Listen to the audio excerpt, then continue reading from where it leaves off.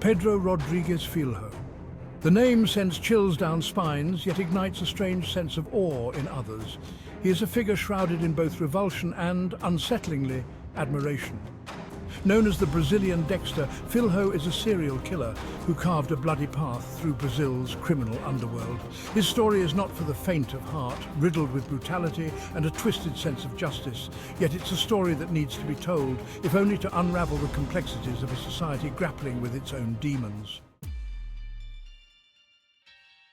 Filho's life was marred by violence from the outset. Born in 1954 in rural Brazil, he entered a world already steeped in hardship. Legend has it that his skull bore the mark of a farm accident, a physical premonition of the darkness within. Growing up, I witnessed and experienced abuse, fueling a simmering rage that would eventually boil over. His first kill was at the tender age of 14, a revenge killing of a vice mayor who had wronged his father. This act, born of a warped sense of loyalty, marked the beginning of a terrifying odyssey. Filho was no ordinary killer. He wasn't driven by random bloodlust or sadistic pleasure. He operated by a chillingly specific code targeting criminals.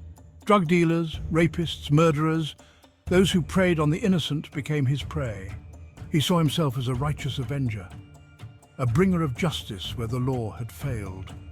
While his methods were undeniably barbaric, his motives resonated with a segment of the population disillusioned by rampant crime and corruption. Imprisonment did little to curb Filho's murderous tendencies. In fact, the confines of prison walls became his new hunting ground. He continued to kill behind bars, targeting inmates he deemed deserving of punishment. He claimed to have taken the lives of at least 47 fellow prisoners, often in brutal fashion. His justification remained consistent. He was eliminating bad people, purging the world of evil one life at a time.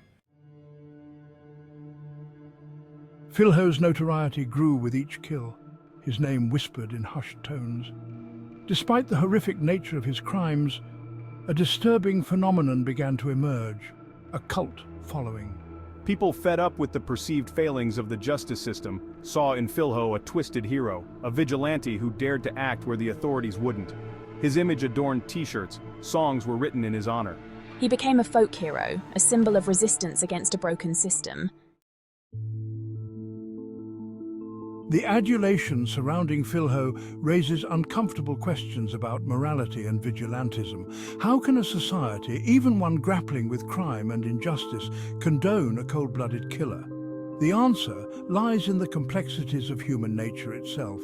Filho's story exposes the desperation that can fester in the face of systemic failure, the yearning for order even when delivered by the most brutal of hands. Pedro Rodrigues. Filho's tale is not easily categorized. He is a chilling reminder of the darkness that can lurk within the human soul. But he is also a product of his environment, a reflection of a society struggling to find its moral compass. His legacy is one of blood and questions, a stark illustration of the thin line that separates justice from vengeance, hero from monster.